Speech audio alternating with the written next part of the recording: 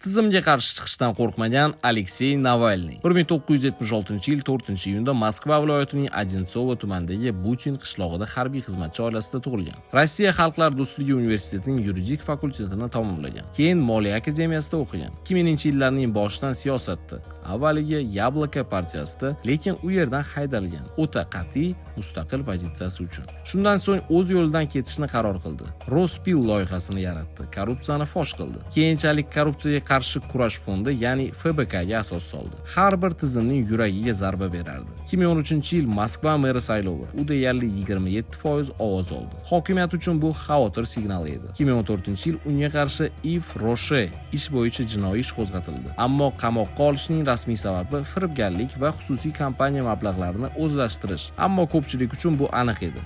Ish siyosiy, hukm oldindan yozilgan. Uy qamog'i, keyin shartli qamoq jazosini o'tadi. Shunga qaramay ishlashda, gapirishda, fosh etishda davom etdi. 2020-yil Navalniyning so'zlariga ko'ra va ko'plab g'arb manbalariga ko'ra Novichok bilan zaharlandi. Germaniyada davolandi va baribir hibsga olinishini imkoniyat bo'lmasligini bilib, Rossiyaga qaytishni qaror qildi. 2021-yil aeroportning o'zida uni qo'lga olishdi. Sud shartli muddatni bekor qilib, uni haqiqiy muddatga aylantiradi. Keyinroq yangi ishlar qo'shiladi. Ekstremizm, sudga hurmatsizlik, ekstremistik hamjamiyat tashkil etish, qattiq tartibli koloniya, sovuq, bosim. Ammo panjara ortida ham u jonli ramz bo'lib qolaverdi. Xatlar yozardi, hazillashardi, ishonardi. 2024-yil 16-fevral. Rasmiy javob: yurakning to'satdan to'xtashi sabab vafot etdi. Lekin g'oyalar o'lmaydi.